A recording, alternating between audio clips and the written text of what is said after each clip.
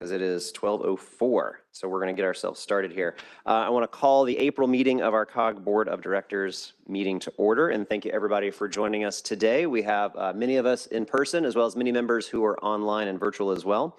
It's good to see everybody here. As we always do, I'm going to first start by leading us in the Pledge of Allegiance, so if everybody will please join me in that.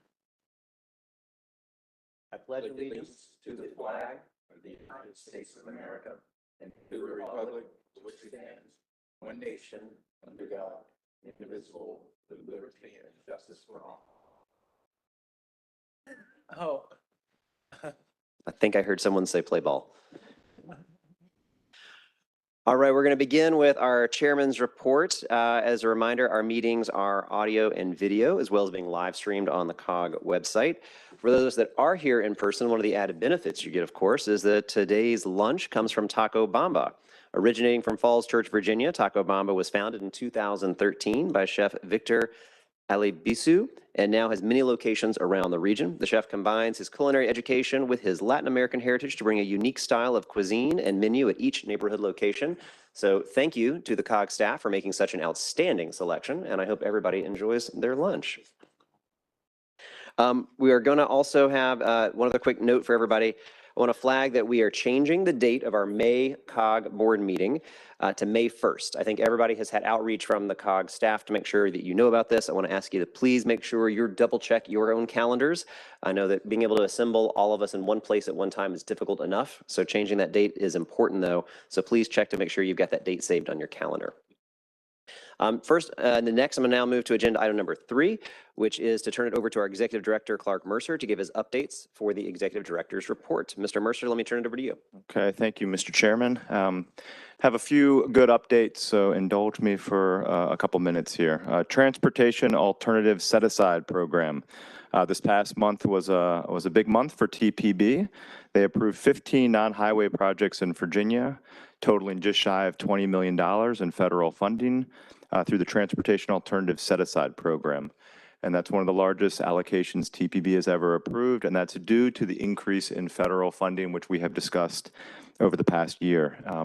Should be noted that given the budget timelines in the District, Virginia, and Maryland, this approval for the jurisdictions and states happens at a different time for each. So last month was Virginia's and more to come on DC and Maryland. In the public safety realm, it was a very, very busy month for Scott Boggs and his team.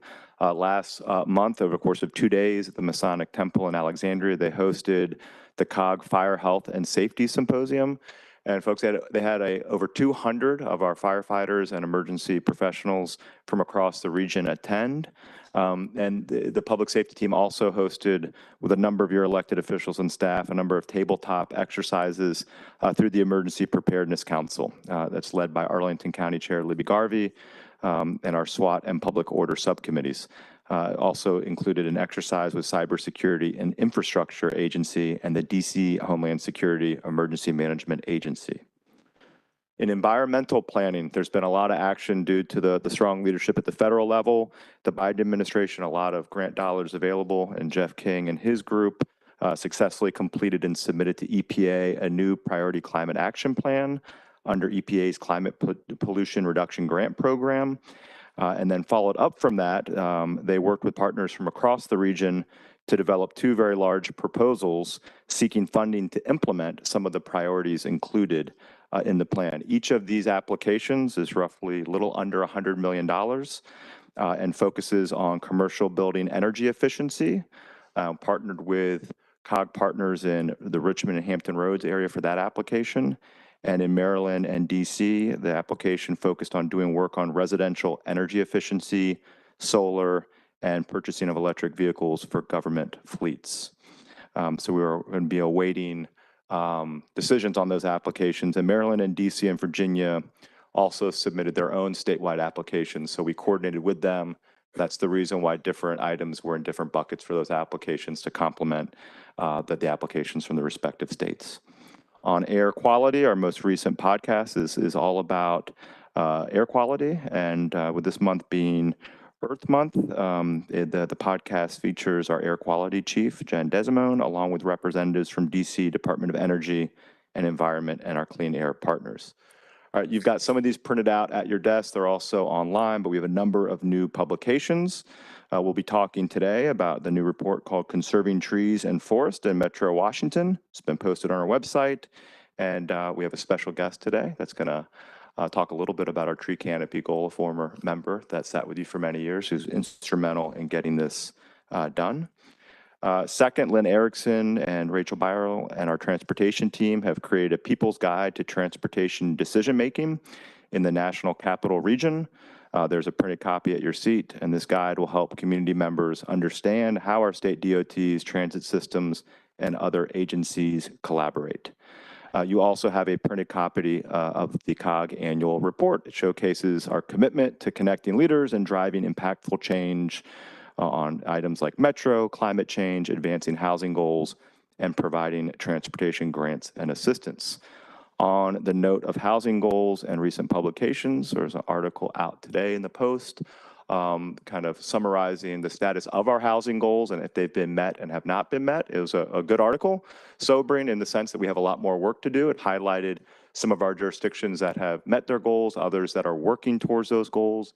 And that was working in conjunction with HAND that released that report a couple weeks ago. And I was at that release where we discussed the challenges and opportunities. I think we all know there are a lot of challenges and opportunities that remain in providing affordable housing across the region. A couple retirements to note and upcoming celebrations. You have an invite to Paul Desjardins' retirement party. That is on Tuesday, May 7th. From 4 to 7 at the National Landing Experience Center.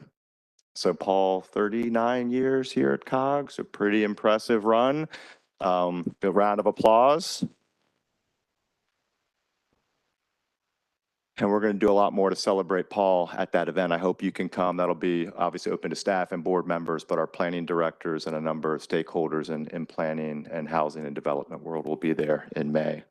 Also, this is the first week for Imelda Roberts, our HR director, to celebrate her retirement after 24 years at COG. Throughout her tenure, she's been instrumental in shaping COG's HR strategies, policies, and processes, and a driving force behind the success of the COG pension plan.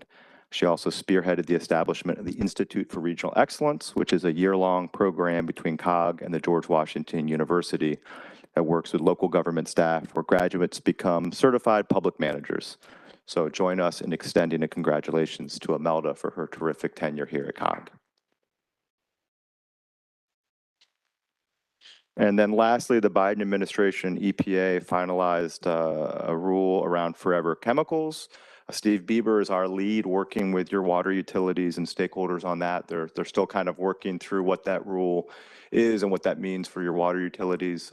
We may have Steve do a separate breakout online for our members and your staff this coming month, but he's a great resource and is in touch with all of your utilities to kind of think through how best to respond to that new rule. And that concludes my report. Thank you very much, Mr. Mercer.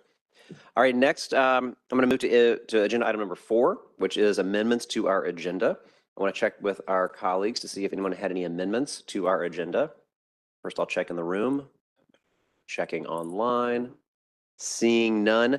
Let me make a motion to accept our agenda, and I could have a second, please. Second. Thank you very much, Mr. Lusk. All of those in favor of approving our agenda for today, please say aye. Aye. Any opposed? Thank you so much. All right, that means that let me move to agenda item number 5 now, which is approval of minutes from our March 13th, 2024 minute. Hopefully everyone's had a chance to look for that in your packet or review online. Let me move to approve the minutes from the March 13th board meeting. Is there a second? Thank you. I think I heard Mr. Wolf over there. Thank you all very much. Let me call for a vote now to approve the March 13th, 2024 minutes. All in favor, please say aye. Aye. Aye. Any opposed? Any abstentions? All right, the motion passes. Thank you very much.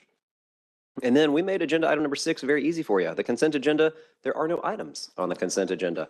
So that one should be very easy, which really brings us to something I'm very excited about, and that's agenda item number 7, titled Our Unified Vision for Transit Service in the Region. I'm very excited about this. I hope you are as well, and I think it's going to be something that helps excite our entire region.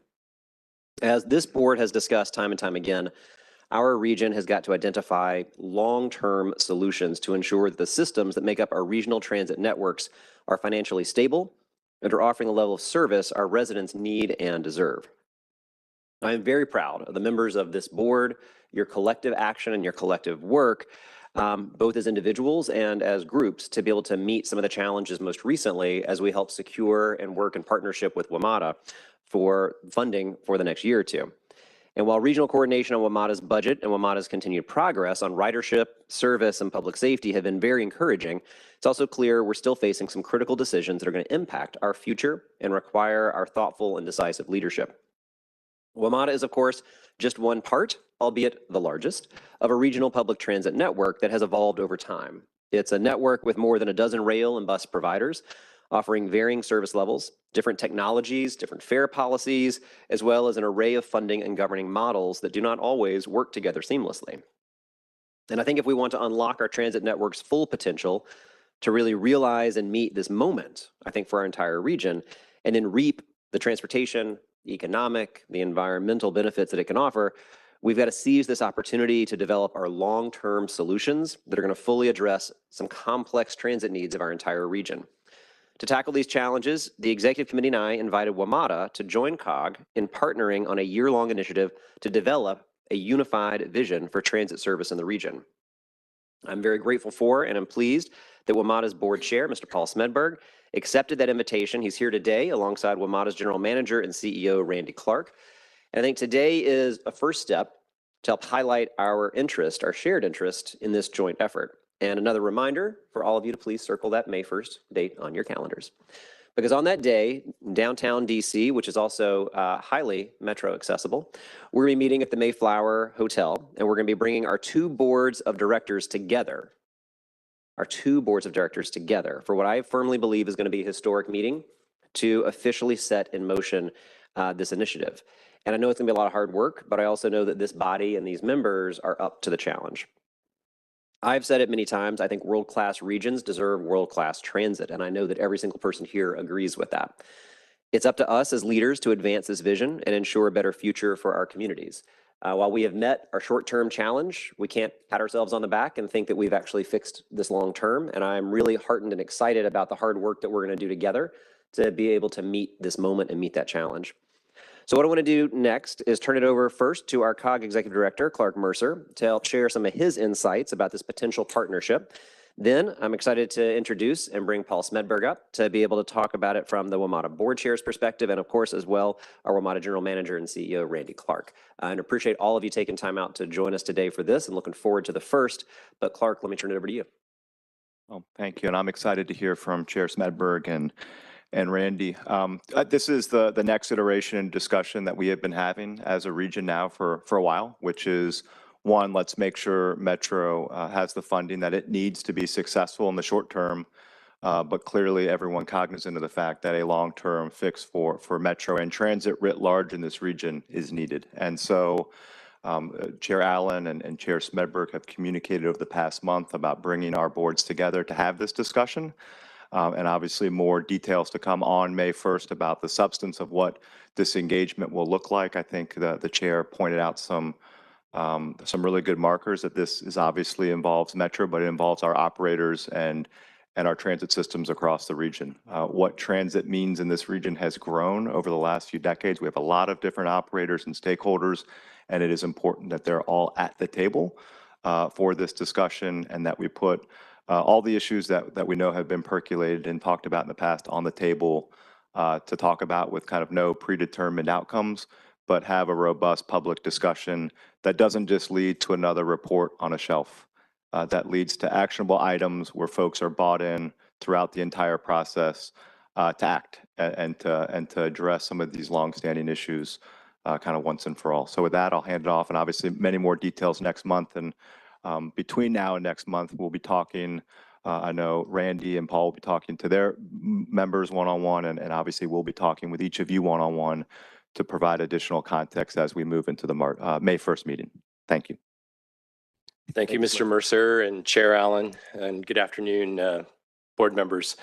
Thank you for inviting me and Metro's General Manager and CEO Randy Clark to come before this esteemed body to discuss a unified vision for transit services in the District, Maryland, and Virginia. I want to acknowledge the Council of Governments board members and all the important work that you have done on behalf of our region. Our collective efforts as leaders are always stronger than any action we can take alone.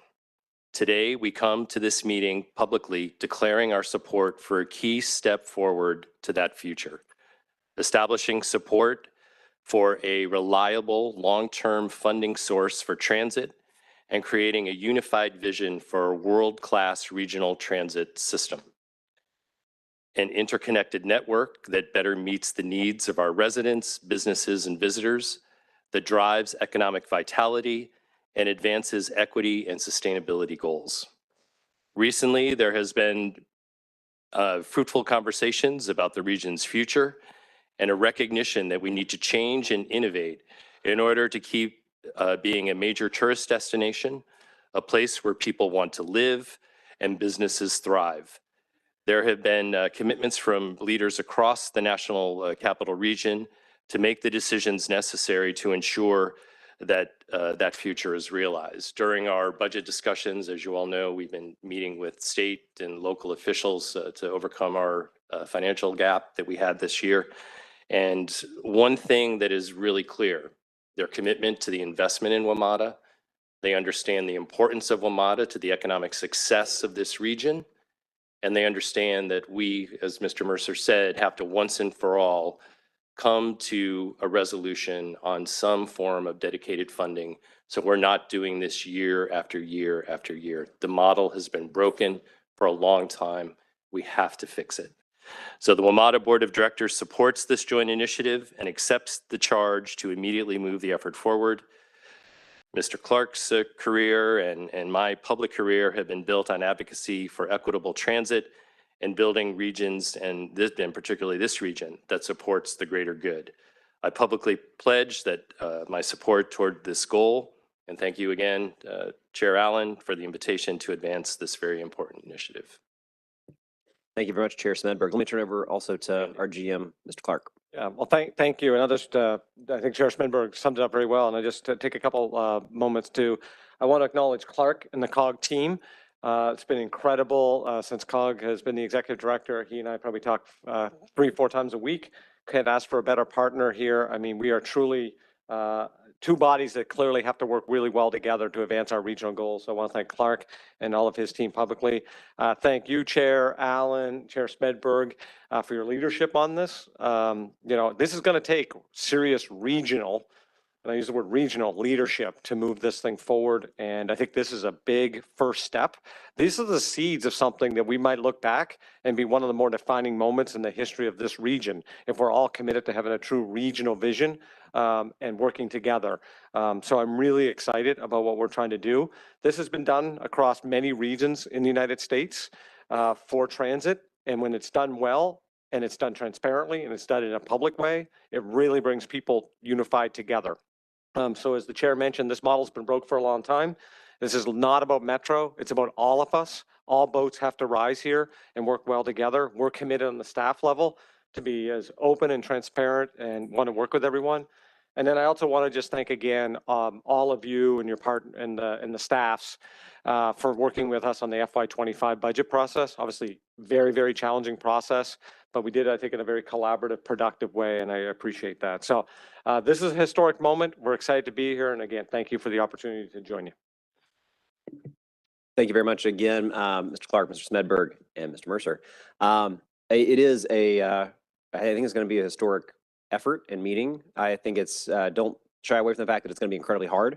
And I think we all know that. And I think everybody's clear-eyed about that. But there is simply no other entity, there is no other body that can actually convene in this way across our entire region. And I think when we first reached out to WMATA about this, Chair Smedberg and Mr. Clark were enthusiastic about making sure that we were thinking this through, working in partnership, and I think that's what it's going to take. So I really am grateful for that and appreciate the real openness to be able to move this forward. I wanted to, and we carved out some time on the agenda to make sure if folks have any comments or questions that you wanted to ask about this in advance as we head towards our May 1st meeting. Want to make sure, give colleagues a chance to do any of that. I think I see Mr. Wolf over there first, and I'll turn to any other colleagues as well. Yeah, I just wanted to take a minute. This goes back to our retreat last summer and conversations there. And I want to express, as a non-metro jurisdiction, my appreciation to both Metro and the COG leadership and staff for making this an all-inclusive macro level approach at a regional problem, because this is the only way we solve this. And the sooner we get the other partners at the table working together on this, and obviously May 1st is a start. It's just the very, very beginning. We'll meet with Metro, get the other people going forward. But the commitment to being able to work together regionally to solve these significant issues that we've had that, as you said, are systemic, that if we don't address it now, we're going to miss a generational opportunity. So I'm very, very appreciative, and thank you very much. Thank you very much. Ms. Randall, did you want to jump in? I see Yes. your light on. Thank you. I would, first of all, I would mirror Mr. Wolf's comments and thank you, Mr. Smetberg and Mr. Clark. You all have done a remarkable job, and it's a very hard job, and so I appreciate it. It's tough because Metro was funded different in the different jurisdictions, and so it makes for we all want the same thing, but we're all going about it the wrong way. And while I do agree that the ultimate goal is that Metro has steady long-term funding, I will say that it's also important that as we're getting to that long-term funding, we do not allow the regional organizations, and I'm talking about the Virginia side of the river right now, the regional organizations to be financially gutted because money is coming out of those regional organizations toward Metro. That's not the way that should happen. And Maryland and DC, this, you all can listen, this is not your conversation, but that's that's just, it's not the way that should happen. If we do damage to our regional bodies that move people, in other ways, either transit or transportation, then, Metro funded long-term won't have the impact it would have otherwise had. And so, I think that the Virginia delegation needs to maybe sit, meet, talk, and come up with some strategies, because what we learned, I guess 2 days ago now, is really will not be very helpful. And just please believe me, this is not Metro's fault, and it's definitely not Metro's board's fault, but it is something that we have to figure out, because harming regional organizations to fund Metro in the short term is not very healthy either. So thank you. Okay. Thank you, Chair Allen. Chair Randall, I don't think in any of our discussions that we've had, and even individually that I've had with folks over the last several weeks, I don't think anyone has that intention at all. Yeah. I don't think this is, well, I'm not going to say anyone that have this intention. Well, I'm not going to go with that. I'm going to say Metro the doesn't people have that that are- intention, and yeah, Ramada yeah. doesn't have that intention. I know that, but I will not say that no one has that intention, because I'm not sure that's a correct statement, sir. But you don't have that intention. I do agree with that. Thank you. Yeah, it's a much broader effort. It's not, Yeah, Chair Randall, the only other comment I would make on that, because I very much appreciate your conversation, and that's obviously not our intent. One thing that I think is crucial is that we do this very strategically, though.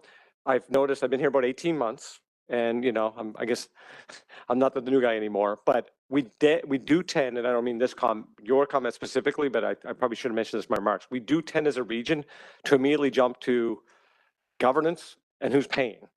And I think one of the most important things we do in this effort is, what do we want to do?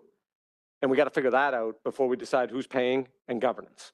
And if we don't do that, we keep going down this rabbit hole. So sometimes we have conversations in the region, and we're figuring out how we're going to finance the renovation on our home project, but we haven't yet bought the home and figured out where we're going to live.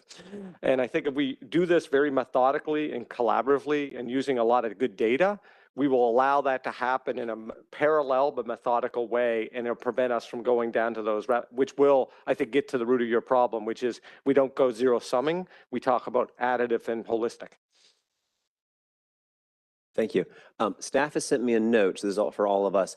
When you want to get recognized, please don't hit the mic and just leave the green light on, because apparently what it does is the camera trains in on you while you're waiting. So if you'll just shake a little hand at me, I'll make sure I get you in the lineup.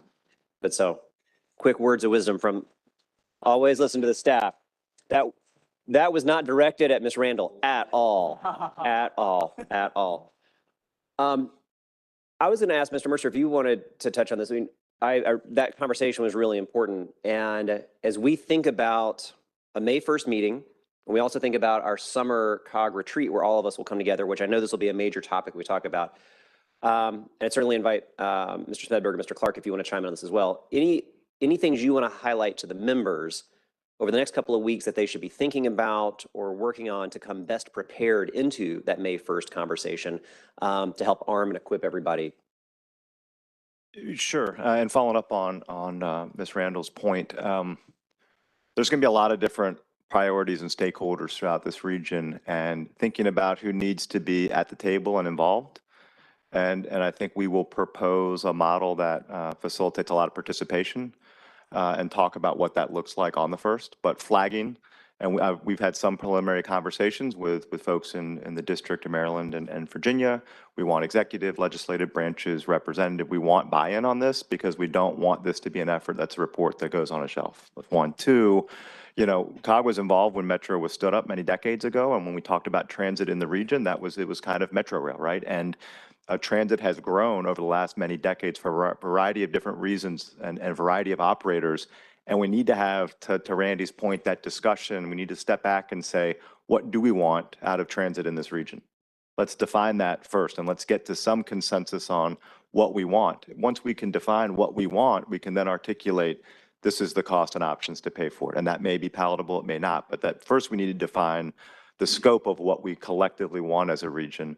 And then once we've done those two things, I think you can talk about how best to govern what it is that we're going to pay for and what we want out of transit, right? So one, thinking about what stakeholders need to be at that table, and it's not just governmental stakeholders, it's private sectors, nonprofits, our environmental folks, it's our labor partners.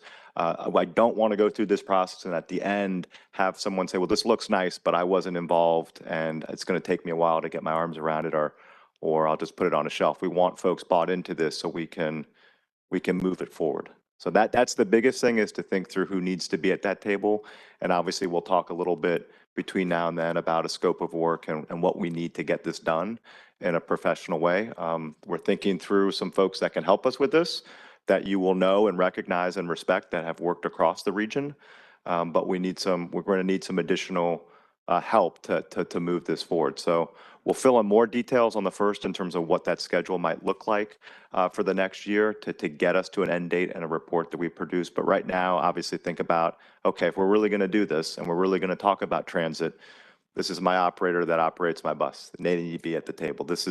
We have plans to do X, Y, and Z in our county. This needs to be included in that discussion. So start helping, and I've got thick skin. I think folks know that. So if we miss somebody and you need someone included, call and let us know. Or if we're going down a path that you want to caution us publicly, call me, tell me. And I've really, when talking with Paul and Randy, no predetermined outcomes from the outset. We know some of the big topics that need to be discussed where we can better coordinate. But I suspect if we go around this table, everyone will have different ideas of what the solution looks like. So we need to have the tough discussions. We need to articulate what some options are to address them, but no predetermined outcomes from the start. Thank you. I appreciate that. Yeah, Chair, the only thing I would add to that for preparation for the 1st would be, I guess, because Clark did a great job of laying out a process and all the stuff we've been talking about, would be maybe a little more, almost a sense of philosophical, and maybe easier for me to say than others, obviously. But I would say the more everyone comes to the table thinking in buckets of challenges and opportunities versus just problems is important.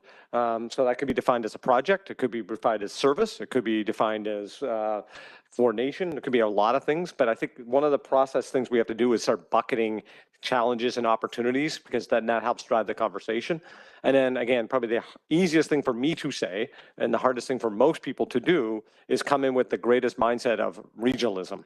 And that is by nature hard for many people here for obvious reasons. But I think the more we can try to at least manage towards regionalism, but still knowing that there's jurisdictional needs will be a really good versus starting at the jurisdictional level. It's easier to go back that way than to start that way. I think it's a great point. And I, again, also think that's why there is simply no other body other than COG that can help facilitate this conversation. And as we think about regionalism, I'm also keeping in mind the ways in which among ourselves, we pass the baton of leadership every single year, but continue to work on this. So Christian Dorsey, a year and a half ago was helping lead on this. Kate Stewart did an amazing job last year helping lead COG in our region. I hope to be able to measure up to that, Kate. But then I'm going to pass on the baton to my colleagues, and that work continues. So when we find ourselves here next year, managing budgets and managing decisions, I won't be in this seat. It'll be one of my colleagues that's in this seat. But as a region, we keep handing that baton to each other and continue that work. So I think that's very much central of how this body works and how we are able to check that at the door and put that first in this. Yes. Just to be positive, I had like a 24-hour trip to go see the eclipse. And I just parked my car in my usual parking space, got it on the metro, went to DCA, shuttle bus, got on my plane, got to Ottawa, saw the eclipse, came back, flew into Dulles. It's a little bit of a long walk, but it's okay. And my leg's not great, but I made it. It was fine. And then I got on the metro, got to the courthouse, came up, got in my car and drove home.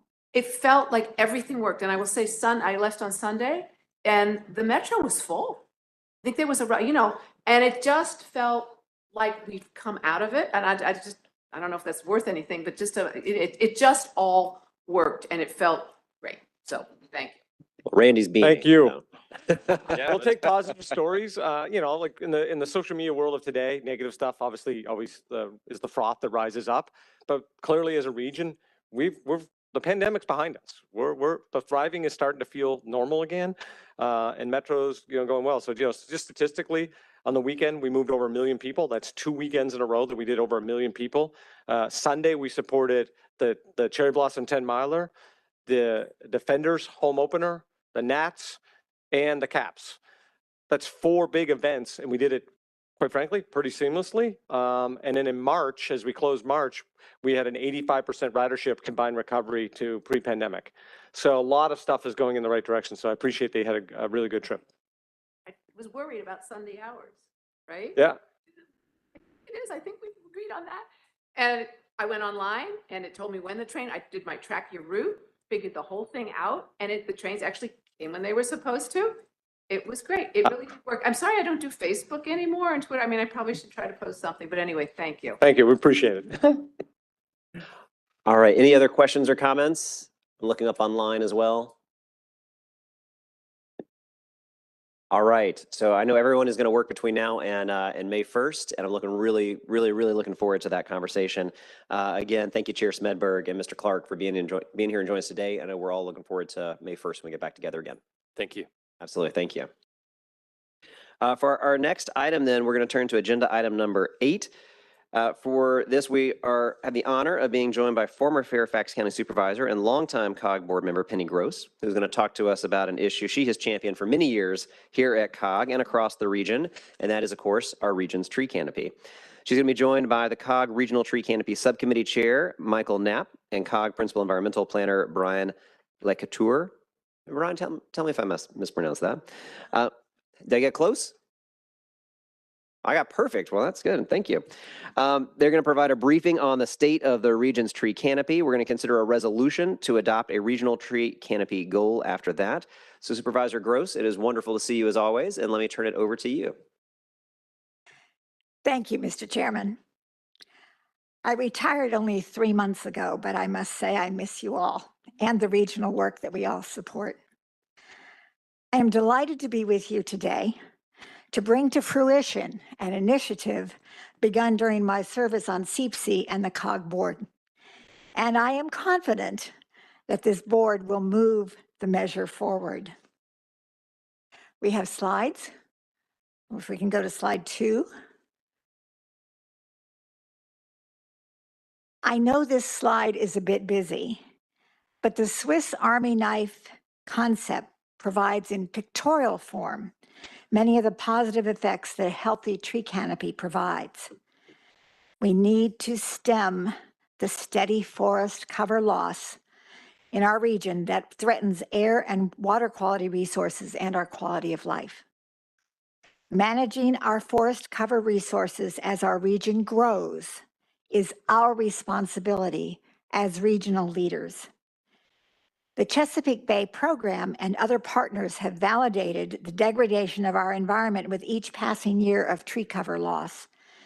As climate change continues to threaten our way of life, trees are among our best defenses against its deleterious effects. Next slide. The COG board adopted a resolution in 2019 to support the formation of the Regional Tree Canopy Subcommittee under the Climate, Energy, and Environment Policy Committee to explore management strategies to protect and enhance the region's forest cover resources. Members of the subcommittee were volunteers whose professional credentials support many of our member jurisdictions in their day jobs. Next slide. This board can provide leadership at the national level by adopting and endorsing the regional tree canopy goals. This is one of the first efforts in the nation to take aim at conserving tree canopy at such a large scale. COG's landmass, as you may know, exceeds 2.2 million acres. Tuck that away for your next trivia question. It is the only such goal that we know of to involve 24 separate jurisdictions, and it will continue COG's record of leadership for regional initiatives and goals, this time to extend to trees and forests. Now I'd like to introduce Brian LeCouture and Michael Knapp, who will continue the presentation. Brian, as you know, is a longtime COG staff member, and Mike is an urban forester for Montgomery County, Maryland, who chaired the Tree Committee subcommittee. They and the entire subcommittee deserve our thanks for years of steadfast work that culminates today before the board. Brian? Penny, thank you so much.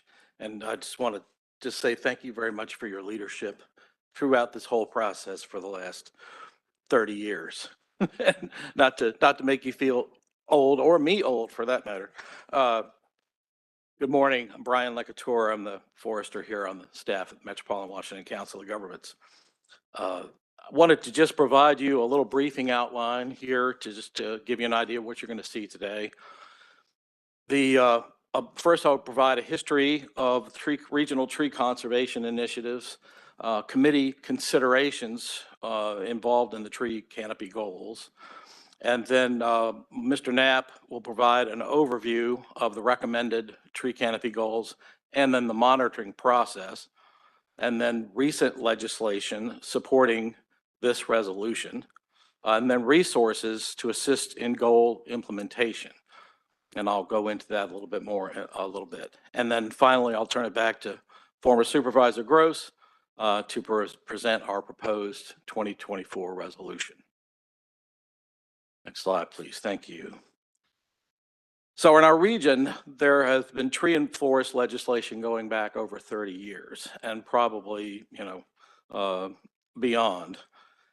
Tree mitigation measures were added to our air quality SIP and to our climate report, COG's climate report over the years. And the Climate and Energy Policy Committee prioritized trees and then formed the Tree Canopy Work Group. The board then established, from the work that was done with the Tree Canopy Work Group that produced the tree canopy management strategy, formed the COG, the CPC rather, tree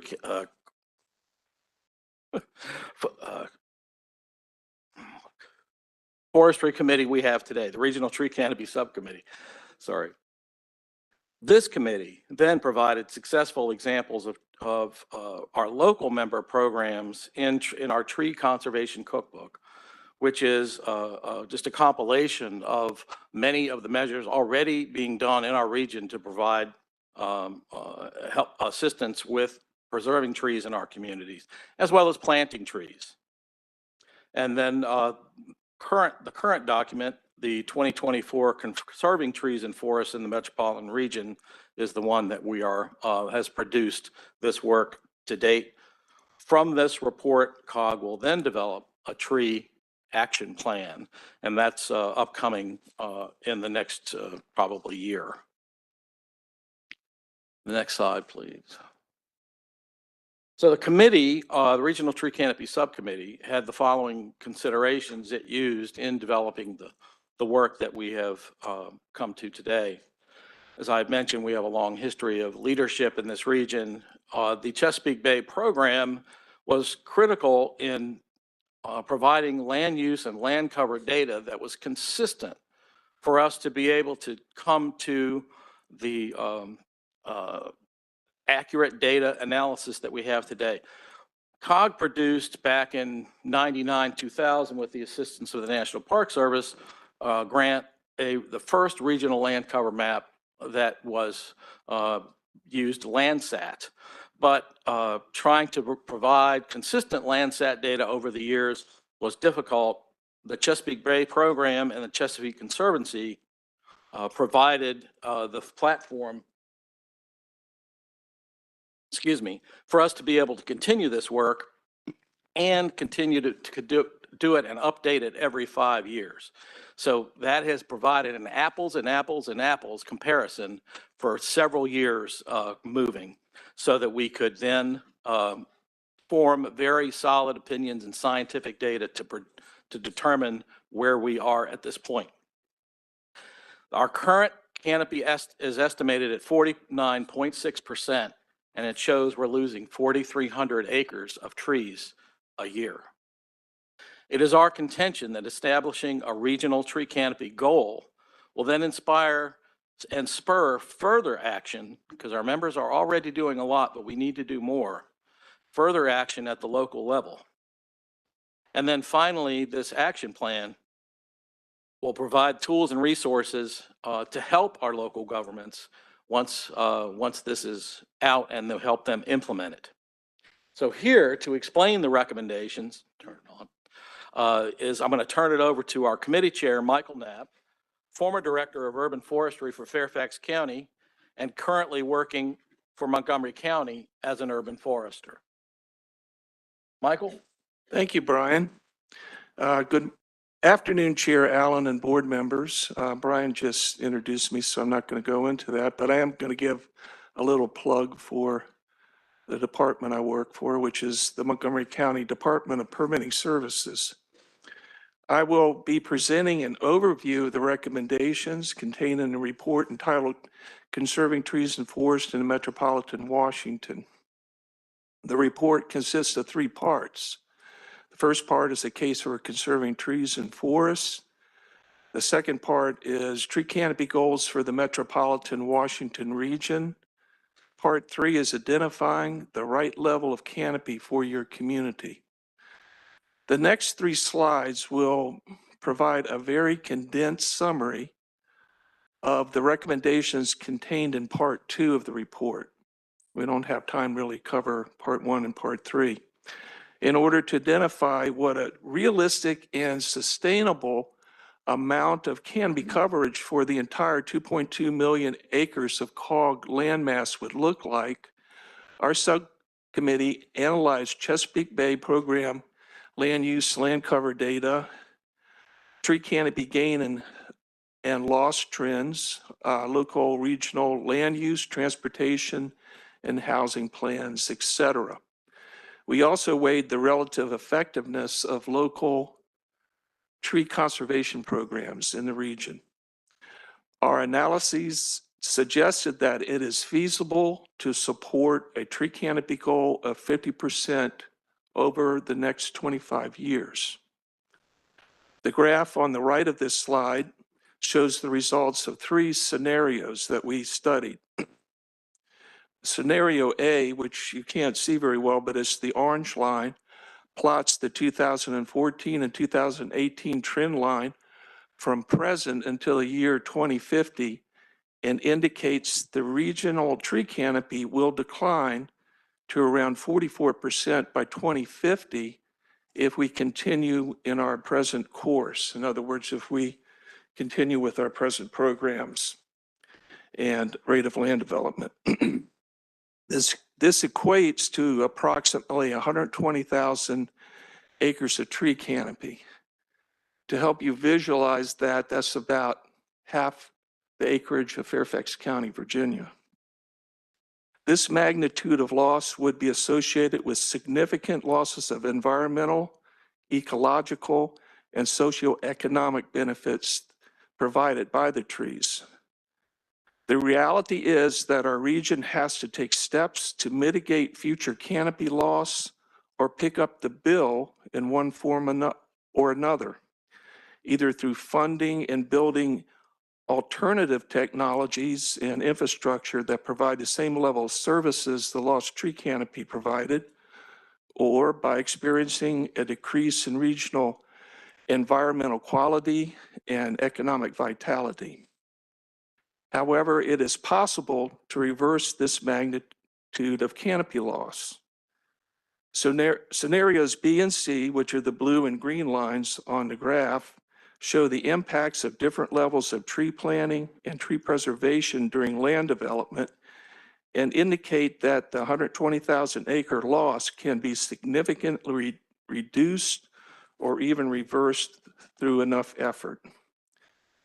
Doing so will require a substantial increase in the level of tree planting that occurs each year and modest increases in the level of tree preservation that occurs on land development sites. Since the lion's share of opportunities to increase and preserve tree canopy occur on private property, not governmental property, supporting the goal will require local governments to engage and inspire their citizens to take part in the goal through increased levels of outreach, education, and targeted marketing programs. Local governments will also need to form mutually beneficial partnerships with industry groups, such as land development, industry groups, builders, office park developers, nursery production folks, landscaping companies, and tree care, the tree care industry. Next slide, please.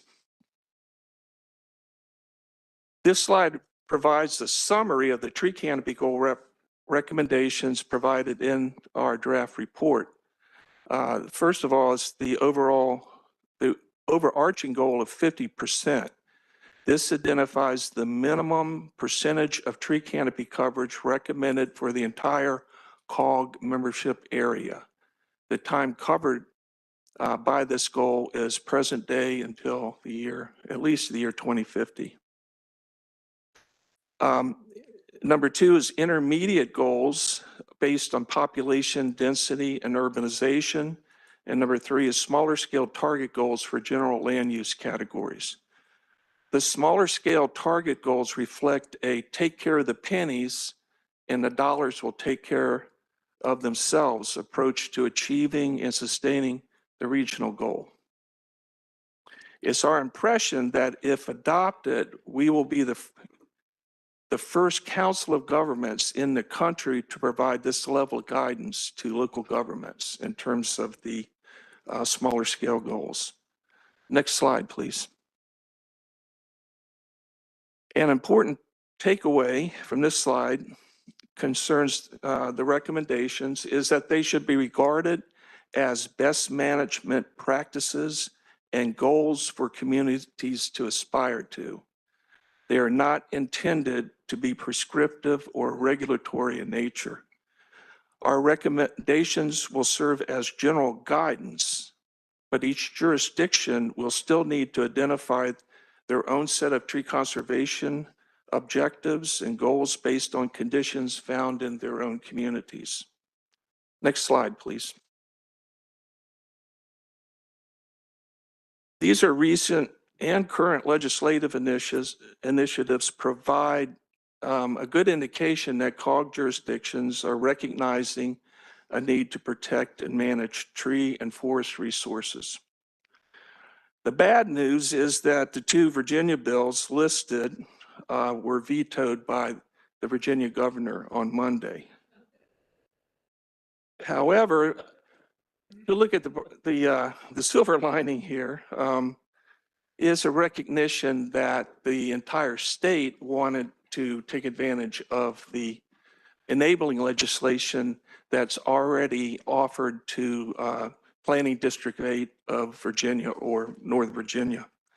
And the local governments in the COG that are Virginia jurisdictions already have access to those as enabling legislation. Both Maryland and the district are continuing to show leadership by enacting progressive improvements to policies and laws that conserve trees and forests. Next slide, please. This slide provides a list of resources that the Regional Tree Canopy Subcommittee has produced as guidance for local governments. They are either contained in the Tree Conservation Cookbook, which is a summary of some of the best local ordinances and programs in the region, or the report that you're considering today, all those bullets that are listed. We are going to start working, with your permission, on the Regional Tree Action Plan, which is basically subsequent to the goals themselves, to flesh them out. Next slide, please. The last bullet of Resolution R14 2024 contains an ongoing process that supports the concept that the regional goal and supporting target goals are intended to be fluid because of the many uncertainties encountered trying to forecast future canopy levels, especially after 5 or 6 years. We feel the percentages associated with the goals may prove less valuable than creating an ongoing expectation for COG to periodically examine regional efforts to conserve our trees and forests and the lessons that we'll learn along the way. Therefore, we're asking the board to approve this process to reevaluate all 3 tiers of goals once every 5 years to allow reaction to changing conditions and unforeseeable events. And that's the end of my presentation. Thank you for the opportunity to present our work. Brian and I will be happy to answer questions, but first, I have the pleasure of asking my mentor and friend, Penny Gross, to read the resolution. Actually, I'm going to recap the resolution. I believe the resolution is in your packet, but I just wanted to add one thing parenthetically. The fact that the Virginia governor vetoed 2 bills is actually a bit of a step forward, I think, because there were many, many years where those bills would not even have made it out of the General Assembly to be on the governor's desk. So if we keep working, we are making progress. To recap what you have heard today, the resolution establishes a regional goal of maintaining a tree canopy cover of 50% across the metropolitan Washington region. The resolution encourages member jurisdictions to develop and implement strategies, policies, and programs to achieve the regional tree canopy goal, including updates to relevant policies, procedures, ordinances, and the development of tree planting and tree preservation goals. And the resolution directs CPC and the Regional Tree Canopy Subcommittee to reassess the regional goal and support target goals every 5 years until at least 2050. And I can tell you that isn't all that far away. So, Mr. Chairman, I am pleased to offer this resolution to you for board discussion and approval. Thank you. Thank you very much, Supervisor Gross. What we'll do is first turn to questions and comments, and then I'll move to adopt the resolution and look for a second at that time. But first, let me make sure I turn to questions. My Vice Chair, Mr. Collins, had a question first. Let me turn to you first, and then let me look around to see who else wants to jump in. And thank you for the presentation. It's rare at these COG meetings that I can say Charles County is a leader in some areas because we probably got more trees than any jurisdiction in this room. But I did have a question because you stated that this wouldn't, the scope of this would not be regulatory per se. However, can you incorporate this into, as an example, your comprehensive plan? because I see a lot of similarities just in terms of the preservation areas that the county has. Charles County, almost half of Charles County is preserved. The land in Charles County is preserved for various reasons. And I could view this or see this as something that we can incorporate into our overall comprehensive plan. And we're beginning the process now of preparing for the 2026 comprehensive plan for our county. And so that would be my question. Because when you said it's not necessarily regulatory per se, I was wondering, could you incorporate that into your overall planning? I don't think there's any reason you couldn't. What we're trying to do here is this is a regional aspirational goal. And it may be that from the individual jurisdictions' points of view, the way to achieve those goals is to put it into their comprehensive plan. We don't really mandate things here at COG, but certainly that is one approach. As I said, updates to relevant policies, procedures, ordinance, and so forth. That would definitely be for those areas that have those regions that have comprehensive plans. And I think every region in every jurisdiction in the COG region has one. That would be a fine location for it. You agree? I do agree. And I'd like to point out that part 3 of the report provides a process to look at how to integrate tree canopy goals and to determine tree canopy levels in the future. It has a 10-step process to do that. And it is specifically intended to help long-range planning and natural resource management over time. And if I may, Vice Chair, you hit the nail on the head. Thank you for your quick study. That's exactly what we want you to do, is incorporate this into your comprehensive plan. Thank you very much, Vice Chair Collins. Let me turn to Vice Chair Lusk. Yes, thank you very much, Mr. Chairman. I'd just like to start by saying it's great to see Supervisor Gross across from me here today. I have missed seeing you at the board meetings as well, so thank you for coming out. And thank you for your service. Thank you for the work that you've done specifically on this issue. And what I'll say is, just looking at Fairfax County, and I feel, I guess, how do I say this? At first, I was a little worried when I was going through this presentation because I was thinking in my head that we might, in terms of tree canopy loss, we might have had a larger percentage versus other jurisdictions. And I feel comfortable seeing where we rank in this jurisdictional mix. And I think that's attributed to the work that you and others on the board have done over so many years. And then the point that I also wanted to say is looking at Fairfax County and the sequestration of metric tons that we have on an annual basis. And I looked at this and it's 500,000 metric tons of CO2 equivalent per year, or about 5% of our annual greenhouse gas emissions in Fairfax County. Tree canopy matters. This is so very important. So I just want to acknowledge the work that's being done here at COG. I want to say that I'm fully supportive of this item and look forward to continuing to make improvements even in Fairfax County, where we're at 55% today, and we have a goal to get to 60% in the next 6 years. So thank you for this item, and thank you for the presentation. Thank you. Thank you, Supervisor Lusk. If I may respond for just very quickly. A number of years ago, and Mike, I think you were on Fairfax County staff at the time, we were using technology to look at, to measure tree canopy goal, and it was pretty high up here. When we got the technology, when the technology was developed to be able to be at I think it was a much lower level, a 3-foot level or something, we discovered that everybody had more trees. So we really were helped by technology, because you sort of do the flyover and think, oh my goodness. But when you get down into it, you find out that actually we have more than we thought we had. We need more. But we were not as far in a hole as we thought we might have been in those early years. Thank you.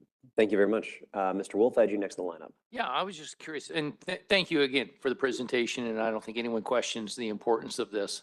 But I do, for the uneducated, and I'll include myself in this category, we're a Tree City, USA jurisdiction. Compare and contrast what that does compared to what you're talking about here today.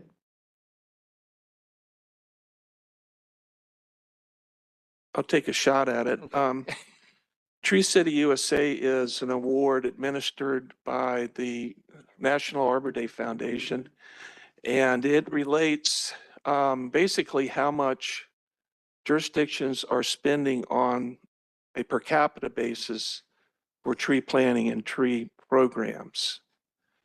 That certainly is indication of governmental involvement and intent. It doesn't really go into measuring quantifiable type of metrics like tree canopy coverage and other types of metrics per se. So it's a little bit different. There are a lot of jurisdictions, and we did a survey in 2017, I think, and it's probably 80%, maybe more. I can't remember exactly, but it was a large percentage of the jurisdictions in our area received that award. It was in the 2018 tree canopy management strategy. And the other requirement for a Tree City USA is to also have a forester on staff. And it's a bare minimum kind of requirement, basically, to be a Tree City USA, but it's a great start. Well, that's why I'm trying to draw the distinction so I can go back and, educate the rest of my group. So thank you very much. Appreciate it. Thank you very much. Mr. Sidner? Thank you for your presentation. As a newly elected mayor, we have a development on the city of Laurel going on right now. A developer wants to propose 302 houses, condos, market rate houses, and houses for people make $50,000 a year that can buy a home as well. And some of the pushback I'm getting back from the community is that we don't need any more housing. And I'm looking at this project as this is a good project as well, because someone, like I said, a first year school teacher can buy a home making $50,000 a year, and somebody can buy a house at fair market rate. I believe in trees. I want to save the environment at the same time, but we do know there's a housing shortage as well. So how do we combine both? Save the trees and build houses for affordable rate. I think one of the things, and I'll let our experts respond to that, but I think one of the things we have to remember, it doesn't have to be either or. It has to be and. Housing and trees. One shouldn't suffer because of the other. So we have to find the way to do an and. I like that answer. Appreciate that. I'll take that back to the community. I don't know if I can add anything. That's just, that was a drop the mic. Oh my gosh. Thanks. Mayor Sidner, I'm really glad you asked that too, because I think that is one of the points of conflict, for example, that many of us strike in our jurisdictions of having multiple goals that we're trying to achieve, and they feel sometimes that may come into conflict with one another, and then trying to find creative solutions to be able to have and find that and answer is a really tough one. The way that I view this resolution and this goal, again, because it's not actually, it's aspirational, but it also, I think, is trying to create an ability to have a suite of options and resources to help jurisdictions be able to navigate questions like that and others. And I guess I'll just ask our colleagues here, is that the way we should be interpreting this? Is that this resolution and this toolbox is essentially trying to help our jurisdictions have a regional goal, but then recognizing that each one of us is going to be working to meet that in ways that work best and work uniquely for our own jurisdictions? I wish I had 50% of my declared land, but in an urban jurisdiction, I'm going to have a different set of challenges versus some of my counterparts in counties, right? But you're absolutely right. You phrased it perfectly. I don't think we can improve on that explanation. Well, I like that. That's great. Thanks. All right. Well, let me see if there's any other questions or comments. Oh, sorry. Yes. I want to thank the mayor for his question. That's exactly what we've got. We just did the expanded housing options, missing middle, which was pretty, and now we're moving towards looking at lot coverage. And most people coming just want to do lot coverage because they don't want to have the trees cut down. And actually, I think for us in urban areas, there's some parks, but most of the tree loss that we've had, it's in homes. It's, people cut down the trees and scrape the lot and put it up. And we in Virginia have very little control over that. So I think the more we work on it, we're actually starting to embark on this lot coverage look, and I think it's going to be, do you go up? you know, and the people don't like up, but what do you about out? And that conflict between housing and trees is huge. We've also embarked on a little sort of future visioning 2050, which is coming soon.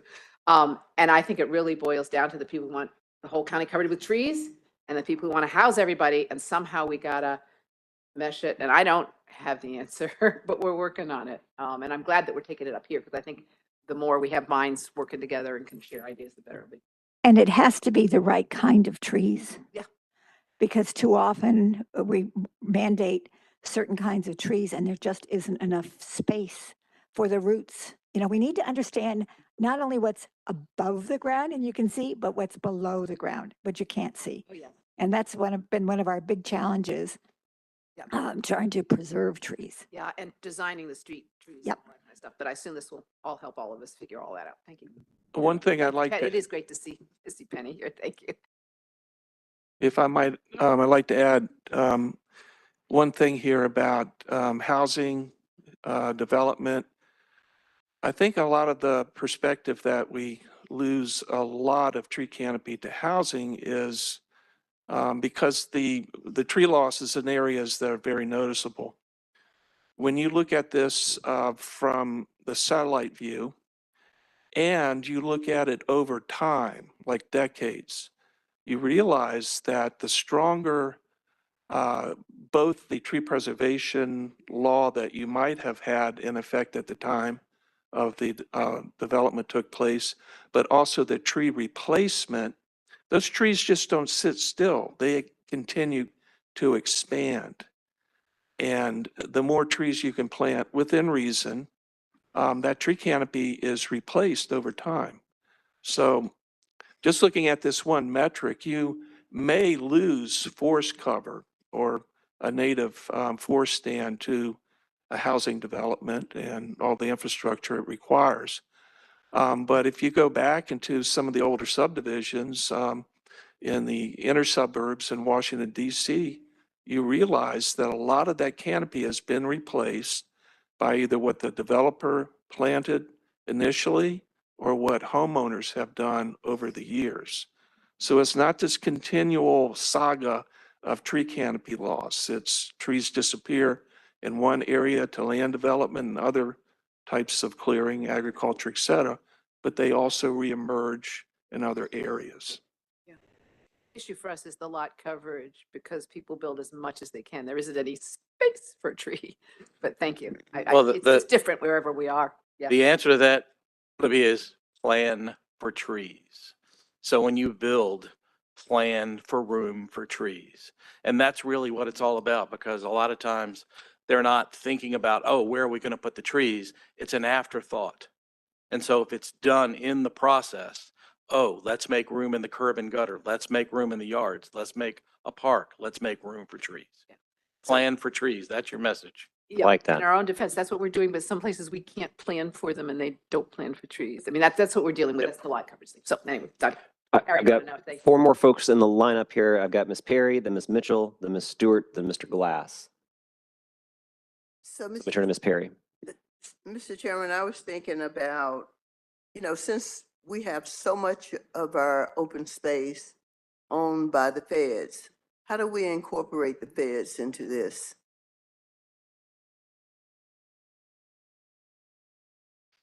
The press release is going out to all of our federal partners, the U.S. Forest Service, the National Park Service and National Capital Region, and to other landowners. There's many federal landowners, as we all know, and this will go out to them as well. But I will say, they have been good partners in working with COG and others in our region for the Anacostia program and our reforestation efforts here, as well as others. Let me just say, that's a good do out for us to follow up with you. That's a great question. And we've got some good contacts at National Park Service, but in addition to just flagging this report form, we'll engage them in a conversation and report back. Thank you. And I was thinking about the preservation also, because, trees fall all the time in the park. And that's for lack of preservation. Well, and that's why we also need, and part of this, I think, focuses on taking care of trees. We see a lot of places I know in Fairfax County, even in my own district, people would see a stand of trees. Oh, that's wonderful trees. Well, if you look closely, the trees were nearing the end of their useful life. Many of them were falling or in danger of falling.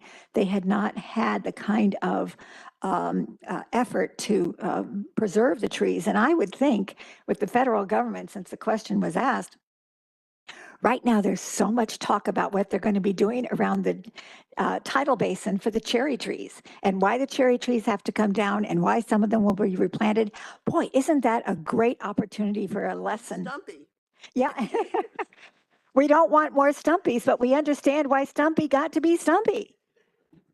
Save Stumpy. Ms. Mitchell.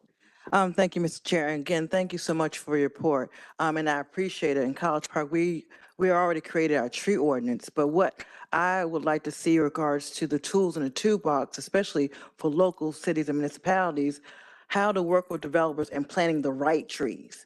Because they can plant any trees and it still does not help increase our canopy. It decreases it, and it causes us as municipalities to spend more money to go back and replant. So in thinking of it and out of the box, if you can give us assistance in that toolbox regarding that. In the 1960s, there are subdivisions in Fairfax County where they built the houses and then put in street trees, hawthorns.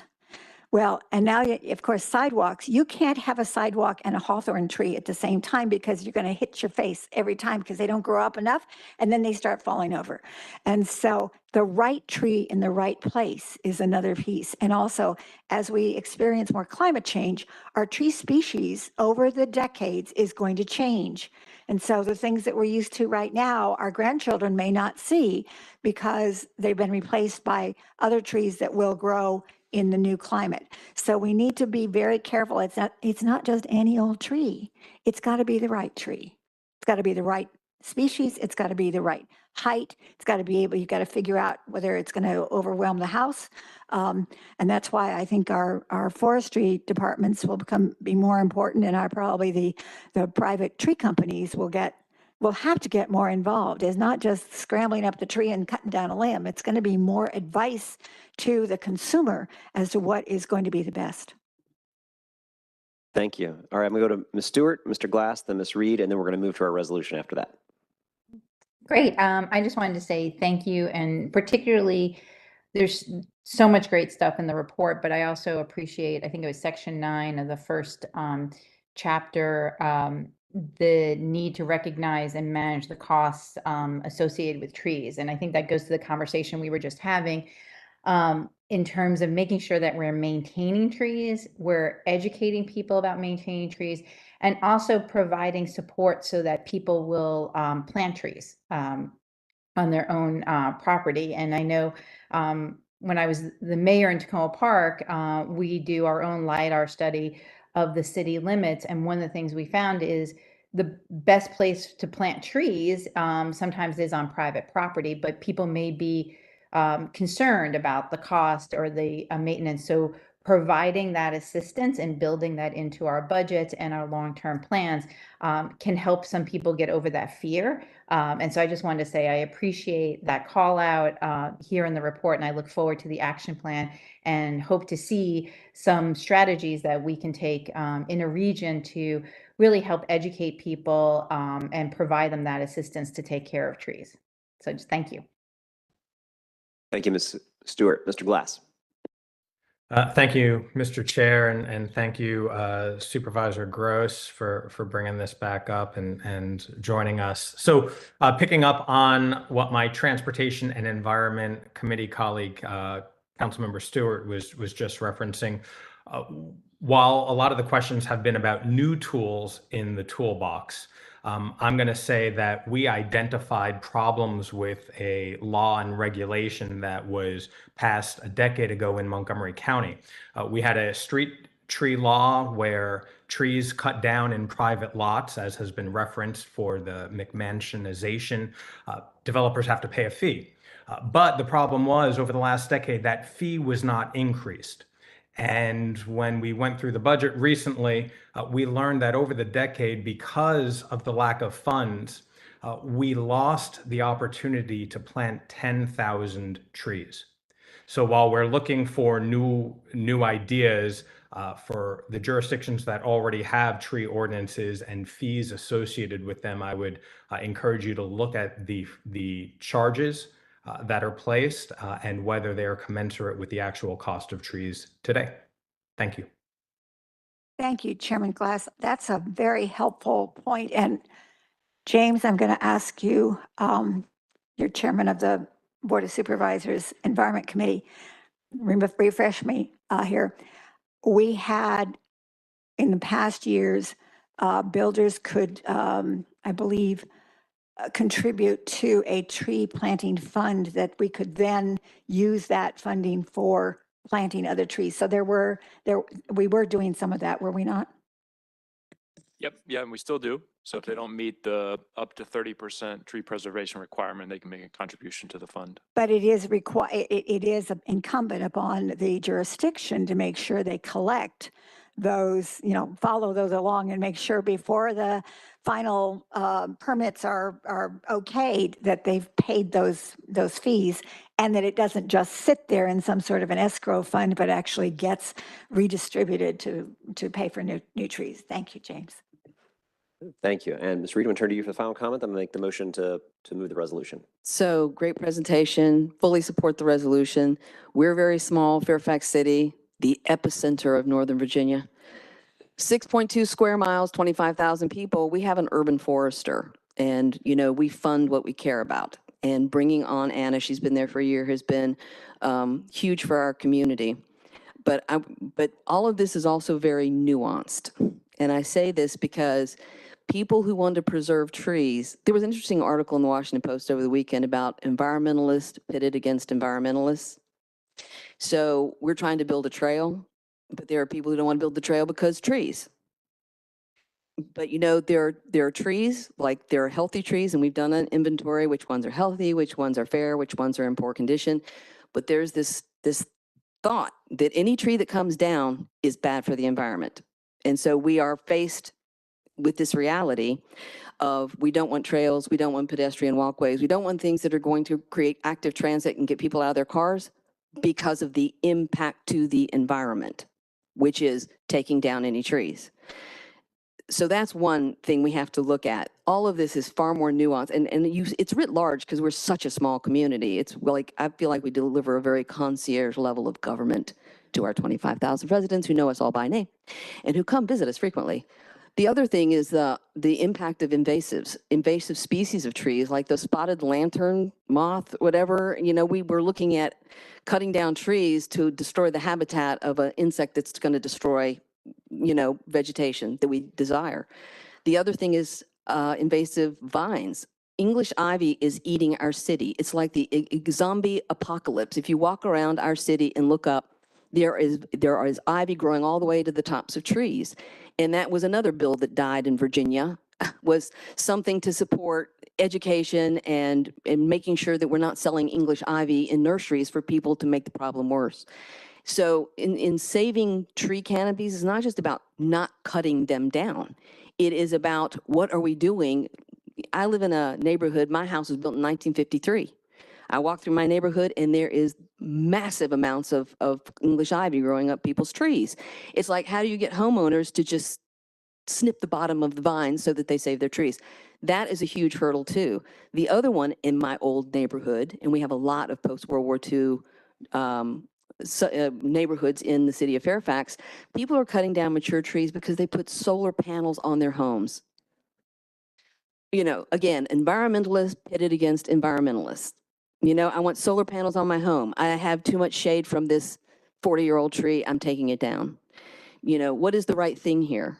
And because there's a very active group of people in our city about saving the trees, all the trees, any trees, every tree, that when a commercial developer wants to take down a tree, we have to get out ahead in the messaging so that there's not some incident.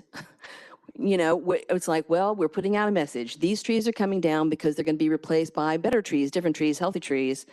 and people don't understand that. We took down some Bradford pear trees in the cemetery. Bradford pear trees, the worst. That was like the 1980s, I think. But, we finally took down, but we had to tell people, really, it's a bad tree. We're taking it down, but don't be alarmed. This is kind of where we are in the city of Fairfax. Everything has become so nuanced. But I will say we overhauled our tree ordinance in February.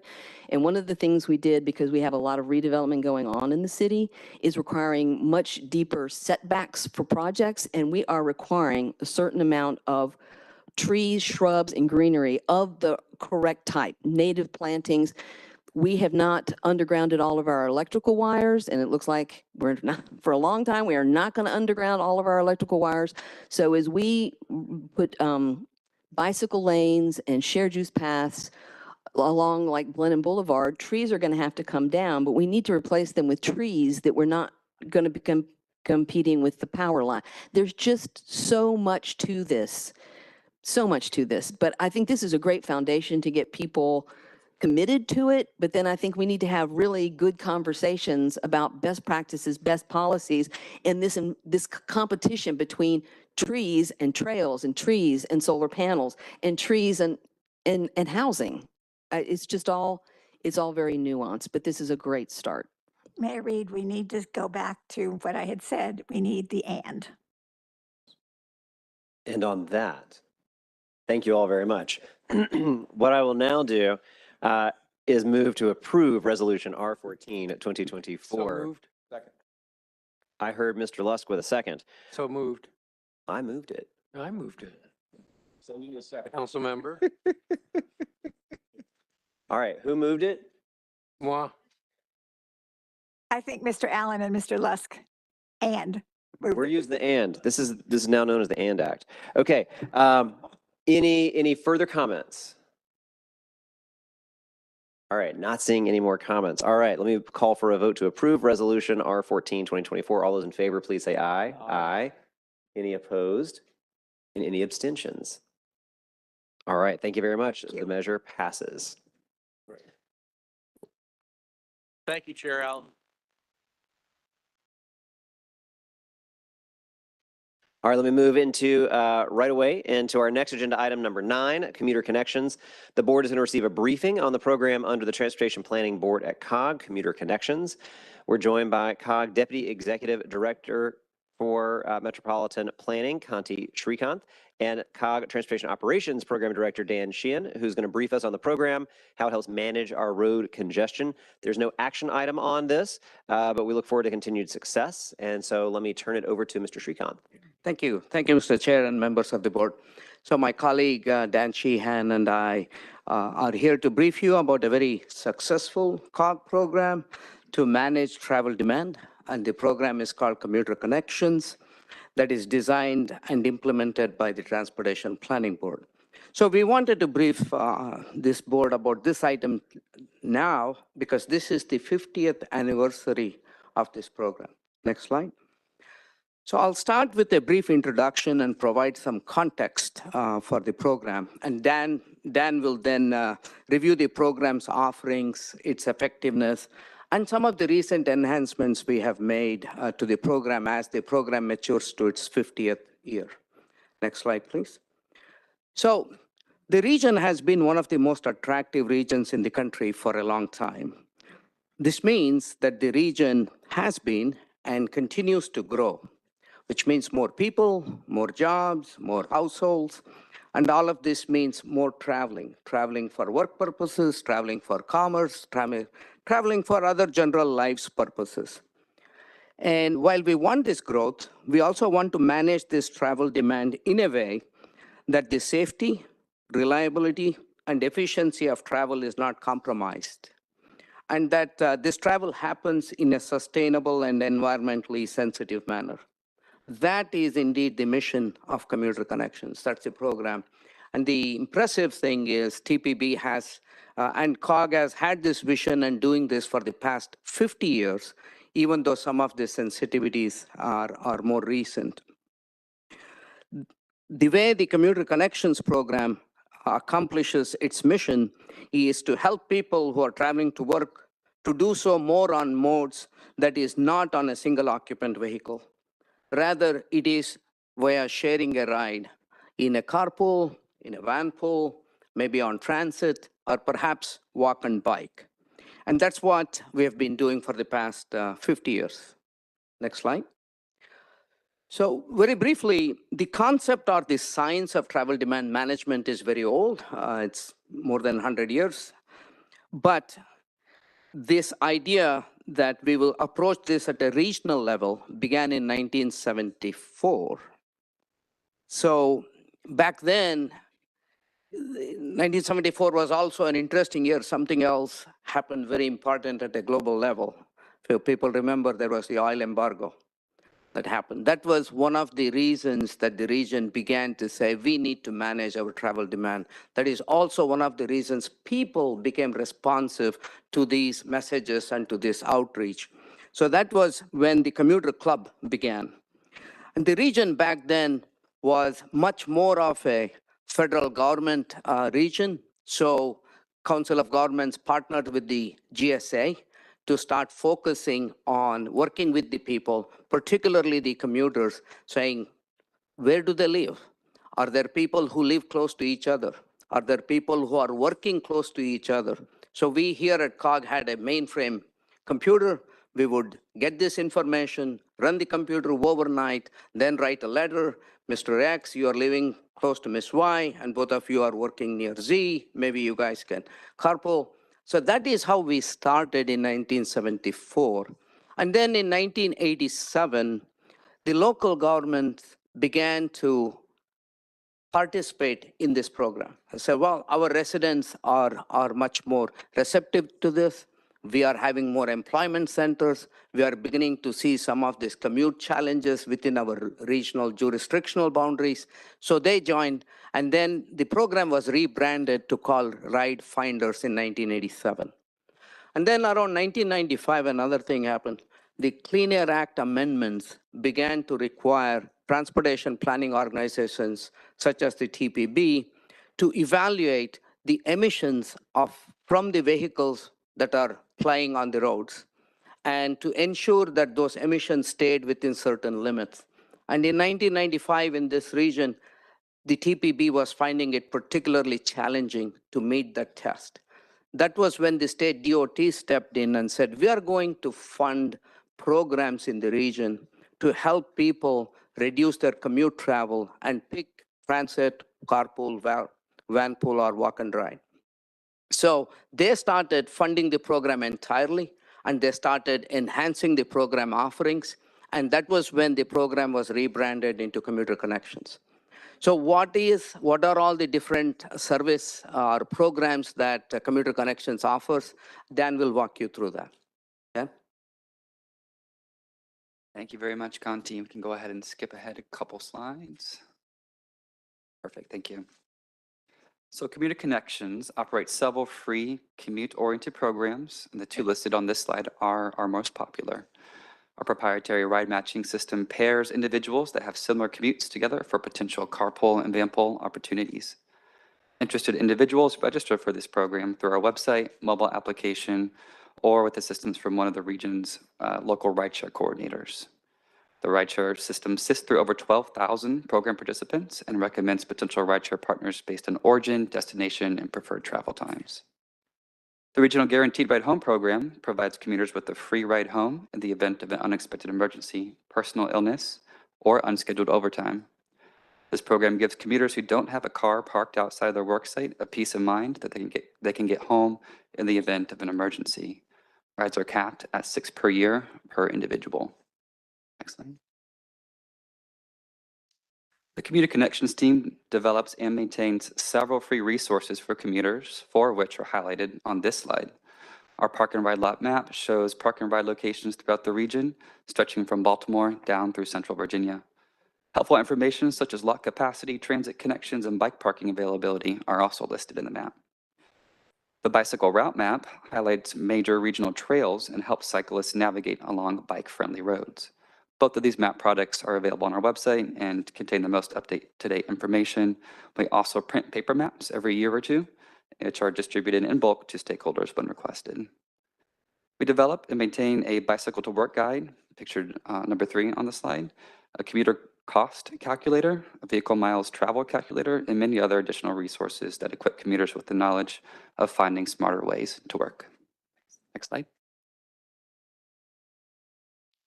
Regional events such as the Car Free Day event and the Bike to Work Day event are organized and facilitated by Commuter Connections to help generate excitement about alternative forms of transportation. Car Free Day is a worldwide event that Commuter Connections promotes locally through paid marketing, donated raffle prizes, and partnerships with local jurisdictions. The event takes place annually on September 22nd. Participants pledge to go car free or car light for the day and explore one of the many non-drive alone travel modes available in the region. Bike to Work Day is a celebration of bicycling that takes place annually on the 3rd Friday of May, which is Bike Month.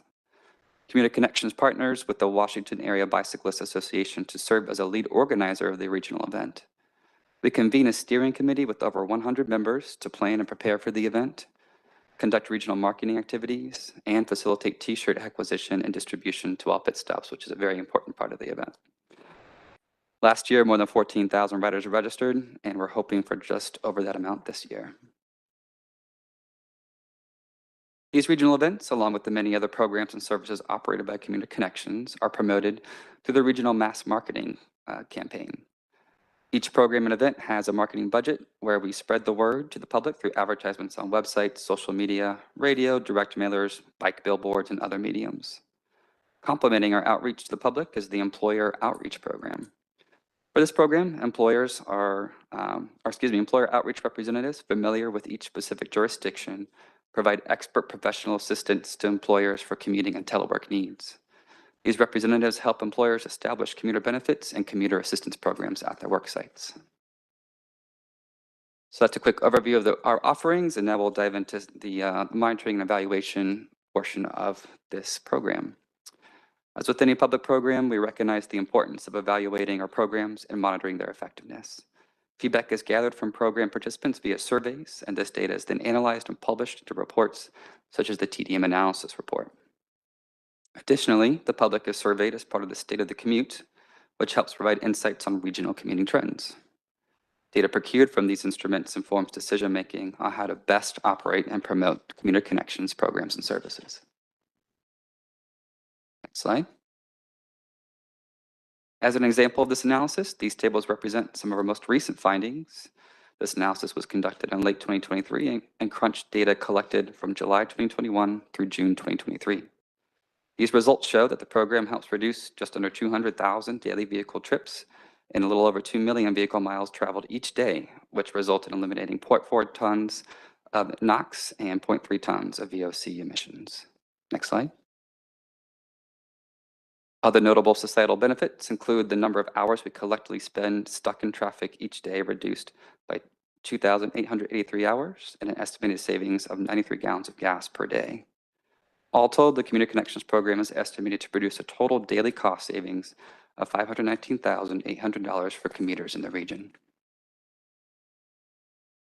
Next slide. For the final section of this presentation, we're going to talk a little bit about incentives and recent advancements for the program. Move to the next slide. In recent years, Commuter Connections has added several commute-oriented incentive programs to complement the core programs and services I highlighted earlier in the presentation. Each of these programs provides a unique service and incentives to commuters, such as cash rewards or transportation credits. They encourage commuters to try new modes of commuting, such as carpool, vanpool, transit, biking, and walking, instead of driving alone. Starting at the top of the slide there, Pool Rewards offers cash incentives to commuters who form new carpools or expand their existing carpools. Payment is awarded after a successful 90-day trial period, so it's meant to be that initiative, that incentive to get them up and going, and then we hope that they maintain their carpool after the program ends. Flex Time Rewards offers cash to commuters who avoid notorious bottlenecks in the region when traffic congestion levels exceed what is considered to be normal. Carpool Now provides real-time ride matching services to commuters. This app is a standalone product and operates similar to ride-hailing apps such as Uber or Lyft, but is focused on commute-based carpools. To incentivize driver participation, carpool drivers are eligible to earn $10 per trip with a maximum of 2 trips per day. And Centrip gamifies commutes by awarding points to commuters who plan sustainable trips in the app. Points may be redeemed for cash, gift cards, or transportation credit, such as Smart Trip, Capital Bike Share, or Easy Pass. And Centrip also serves as a trip planner that suggests transit, biking, and other multimodal travel options to commuters. An earnings cap of $600 per commuter is in effect for all programs. This means that commuters can participate in multiple incentive programs at the same time or throughout the year, but their earnings are considered cumulative and will not exceed that $600 threshold. Next slide, and I believe this is my final slide. Oh no, I've got two more, sorry. Real quickly on this, we've worked to adapt programs to be consistent with post-pandemic return to office employer policies, which seem to have taken a very hybrid-friendly approach. For example, we developed and launched the Flexible Van Pool program to attract riders working hybrid schedules by loosening upfront commitments needed to join a van pool. The FTA had interest in this program and awarded COG an Enhancing Mobility Innovation Grant to enhance the program and target its implementation within COG's equity emphasis areas. And for my final slide, excited to conclude the presentation and announce that we are in the midst of planning an event that will celebrate the 50 years of Community Connections helping the region get to work. The event is expected to take place this fall and will highlight past program accomplishments, acknowledge exemplary employers who are currently implementing impactful commuter benefits programs as part of our 2024 Employer Recognition Awards. And lastly, the event will serve as a public launch for our newest incentive program, which is Commuter Cash. Commuter Cash is the next iteration of our existing Incentrip program, which first launched in 2019. Just a year later, Community Connections was awarded nearly $3 million in federal funds through the FHWA's ATC MTD program to enhance and expand the application throughout the Washington, D.C. mega region, stretching from Baltimore through D.C. down to Richmond. Technical work associated with the project commenced in fall of 2020 and was recently completed a few months ago. Efforts are now focused on transferring the technology from the Maryland Transportation Institute at the University of Maryland to COG, where we're now preparing to launch this program at this event later this fall. And with that, I'm happy to pass it back to the chair. Thank you. Thank you so much. I'm going to turn to see if there are any questions here. I'll start with one that I just was curious. How many people hit that $600 a year max? Do you have that? Question. Yeah, it's a good question. We have not had anyone hit it yet. Challenge. So we have the challenge, everybody. Yeah. We've designed it in such a way to where you can come close. If you participate daily in all of our programs, you could probably exceed it, but we haven't had anyone do that yet. I'll chime in. Mr. Mercer. I had this brief a few weeks ago, and I honed in on that and have asked when we celebrate the 50th anniversary this fall, everyone here get a real clear how to access this app. I didn't know. I looked at it. Pretty easy. I just put it on my phone. And you can get $600 cash. Your constituent, $600 cash money is real, and clear instructions for how folks can access it. And it's like, hey, instead of taking my car down to the coffee shop, I'm walking. And if you document that, you document enough of those trips, you will get hundreds of dollars in cash. So it's pretty neat, and it's going to be a big splashy launch this fall, but we'll be in touch to kind of walk you through exactly how to do that, how to download it. But money's money, right? So, okay, all right. Okay.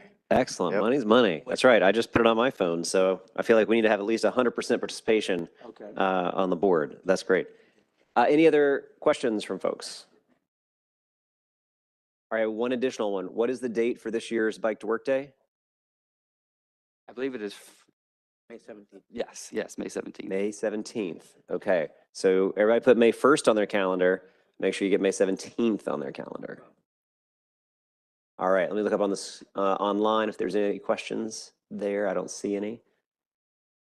All right, thank you all very much. There's not an action on this. This was receiving the briefing, so thank you all very much. Appreciate that. For our last agenda item today, we're going to be briefed by COG Transportation Plan Development and Coordination Program Director Lynn Erickson and COG Transportation Communications Manager Rachel Byerly. They are going to provide a briefing on a People's Guide to Transportation Decision-Making in the National Capital Region. The TPB designed this booklet to explain transportation decision-making in the region and how locals can participate in planning and funding decisions. So I believe, Ms. Erickson, I'm going to turn it over to you. Thank Good you. afternoon. I don't have money, but this will be just as fun. Anyway, Sorry. I'm Lynn Erickson. I'm the Plan Development and Coordination Program Director here at COG, but I spend my entire time working on the Transportation Planning Board, which is a metropolitan planning organization for the Washington, DC, Maryland, and Virginia urban area. So we're a total different board than you guys. We're totally federally scripted. And before I get going, I want a quick show of hands. How many of you also served on the Transportation Planning Board? And some of this, I want everybody to look around. Libby left. Libby went in the room over there. Emmett went over there too. We have a lot of friendly, familiar faces, but we do total stuff different than what happens at the COG board. And one of the things that I do every year at the beginning of the year, I do a budget. As we start our budget process, I do a 15-minute quick presentation on what is an MPO, what do we do, what are our challenges, opportunities. So if you want to listen to that, I can have Monica send you a quick link to it. And Mr. Mendelson, he was one of my first, long time ago, recipients of that presentation. So again, it'll help you learn what we are and what we're not. So today, as the MPO, we're super federally scripted. We have to go through certification review with USDOT and state oversight as well. As part of that, we do a ton of different things. They look at every element, every aspect, all the disciplines as part of transportation planning. We are not all things transportation. We're very scripted. Some of our disciplines that we did great on with our commendations, we got environmental justice, greenhouse gas emissions, but we also did a great job with public outreach. So one of our big focus areas of Transportation Planning Board is making sure people understand who we are and what we do. And so today I'm going to turn this over to Rachel to talk about a document that we updated as part of that certification process that should help you all explain to others, what does the Transportation Planning Board do? Rachel.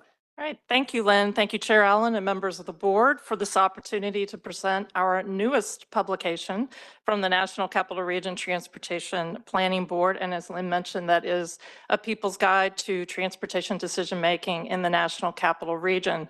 Today, I'm going to quickly go over the purpose of the guide. We'll speak a little bit to the contents, and we'll also talk at the end ways that you can help us share the guide with your constituents and community members.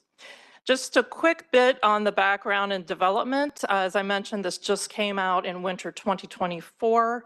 Staff collaborated on this with District DOT, Maryland DOT, and Virginia DOT partners, and also ICF Consulting to prepare the update. I just want to mention that the new guide reflects our current TPB principles that were recently adopted and focus areas. It's also up to date in terms of the funding and project development practices. Next slide, please. So just briefly, the purpose of the guide is to explain the who, how, and where of transportation decision-making in our region. It also clarifies the Transportation Planning Board's role, and we hope that we are doing that in plain language in the guide. And it also helps members understand how state departments of transportation, our transit systems in the region, and other agencies collaborate at Transportation Planning Board, but also at the committee level. And we also take some time to describe how transportation projects move from planning to construction. The Planning Board receives many questions about projects, specifically local projects, and we're trying to define the role that the Transportation Planning Board has as a regional body rather than an actual implementer or constructor of projects. So we speak a little bit to that in the guide. Next slide, please. So essentially, Lynn touched on this at the beginning, but what does the Transportation Planning Board do? We cover this in the first part of the guide. There are three key things. That's to ensure compliance with federal laws and requirements. It's also to coordinate regional transportation policy and planning. And we also provide technical assistance for decision-making. The Transportation Planning Board is the metropolitan planning organization for our region. So there are two key documents that we produce. One is the long-range 25-year horizon transportation plan that's branded as Visualize. So you may be familiar with our current plan, Visualize 2045. And we're just finished the first year of a 2-year update of what will be the newest plan, which is Visualize 2050. I just want to note we just finished a 30-day comment period for that, and the Transportation Planning Board will be hearing about the comments received at their upcoming meeting this month. The last thing I want to touch on is that we do provide technical assistance to our local partners, our jurisdictions. We do this through studies, analyses, travel demand forecasting. We also have some very popular local technical assistance programs. That includes the Transportation Land Use Connections program and also our regional roadway safety program. That's where we fund consultant services for some smaller scale projects to help get those up and running and off the ground. Next slide, please. The guide also speaks to our principles and focus areas. And just briefly, if you look at this list of principles, I think you'll recognize that many of them parallel COG's principles, the COG board's principles. This includes equity, accessibility, which to us is both physical and affordable ability to travel within the region. Sustainability, we want a transportation system that's energy efficient, protective of the environment. Prosperity, so supporting our regional economy and also providing connections to make it easier for all of us to live in vibrant, healthy neighborhoods. Next slide, please. And then we follow through on these with our focus areas. Top of the list is safety, very much a key focus area for the Transportation Planning Board. Maintenance of our infrastructure, reliability, so that's keeping the trains running on time, and also congestion mitigation. Affordability and having multimodal options. Efficient systems operations gets to what I like to call the engineering side of things. That's supporting intelligent transportation systems, signalization, anything that's a little bit more of the technical side of providing those transportation connections. Environmental protection and resiliency. So that's preparing for, but also being able to recover from natural disasters or storms, that type of thing that would affect our transportation infrastructure. And finally, again, livable and prosperous communities. Next slide, please. So we do this just as you do through our work with partners and also under a key set of federal policies. I won't go into a lot of detail because many of us are familiar with who our partners are, but in the guide, we make sure that we walk through and we discuss how our work is done in collaboration with the state departments of transportation, with Metro and other transit providers in the region, cities, counties, our legislative bodies, and also federal partners that go beyond the U.S. Department of Transportation. The National Park Service is one example because they own and maintain the parkway systems. And public sector partners include our commissions, authorities, those in Northern Virginia, our park and planning commissions. Those are examples of public sector partners. And interest groups, of course, advocacy and interest groups who are involved in providing input into the transportation planning process. On the far right, I have key federal policies that help guide our work. In the guide, we go into a little bit more detail about what those policies are and how they have impacted transportation planning over the course of decades at this point. Next slide, please. I did mention we received many questions about planning and project development. So we do have a segment of the guide that speaks to how projects are developed and how they may originate at the local level and then meld into the regional planning process. Just like us, our jurisdictions have long-range planning practices. They may have 6-year programs or capital improvement programs, and everything operates under financial constraint, correct? You have to have the money to build the project. So we speak to that in the guide as well. And we talk about the process of how planning and construction happens over a course of years, correct? There's the planning process, there's identification of issues, then you get to preliminary engineering, then eventually you get to design and construction. So we speak to that in the guide. Next slide, please. So finally, the heart of the matter, what is the people's role in transportation planning? And primarily that is to simply get involved by staying informed, by attending and volunteering, by commenting, by joining interest groups, local boards, and neighborhood activities. I also want to mention that, of course, community members can also play a formal role in the work of the Transportation Planning Board, and that is by applying to and joining our Access for All Advisory Committee or our Community Advisory Committee. I also want to point out, we had an earlier picture in the slide deck that was of the Community Leadership Institute.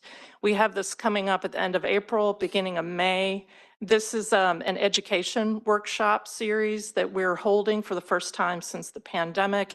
And it's something where local leaders can, local transportation leaders can come together and learn more about the practices of how regionality works and how transportation decision-making takes place.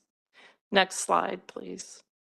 Oh, one thing we did want to mention was talking about sharing the guide. So just back one slide then. And this is where we have an ask of you, the COG board members, if you could help us in sharing the guide, letting community members know about it, letting your peers know about it, sharing it on your websites, your newsletters, social media.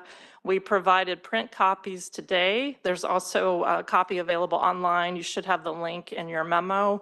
And if anyone would like an additional copy, please let us know and we will mail those out to you if you're unable to attend in person. So that very quickly concludes my presentation, and Lynn and I are here to answer any questions that you might have. Thank you. Thank you very much. Let me turn to colleagues for any questions that they may have. I would say if one of the asks is to help us share, I know everybody should have a copy that they picked up a hard copy there. Might be helpful if you also just send another email to all of us with those links and things like that. Always a good top of the inbox reminder for we can incorporate those into our newsletters and things like that. Thank you. Absolutely. All right, not seeing any other questions, and let me look up line. Okay. All right, I don't have anything there, so thank you all very much. There's no action again on this item, so hopefully this was a helpful resource guide for all of us to be able to share with our constituents and get our residents involved. I'm sure if you're like me, you hear from plenty of neighbors who want to know how to get involved in decision-making like this. Under agenda item 11, we have other business. I don't have any other business that I'm aware of. Let me turn around and see. I would note under our other business, Delegate Mark Sickles, I think this is your first in-person meeting joining us, so welcome. We appreciate you've been a little busy the last month or two, out of town to us in Richmond, but so we appreciate you being here today in person, so thank you. Absolutely, absolutely. All right, seeing no other additional business and having adjourned our entire agenda item, I'm going to now adjourn our meeting. I want to thank everybody for participating in today's meeting, as well as our friends online. Again, your third or fourth reminder, May 1st is the date. May 1st at the Mayflower Hotel. That's a great question you ask. Why the Mayflower? The Mayflower is transit accessible. It is centrally located, and it's also a neutral site because we are bringing multiple boards together. And so I think it's a really great location for us to be able to come together. Thanks for asking that question. Clark, did I get that right? Anything else you want to add to that? You nailed it. It was good. Yes. All right. I appreciate it. All right. Well, with that, we are now going to adjourn the meeting. Thanks, everybody. Thank you.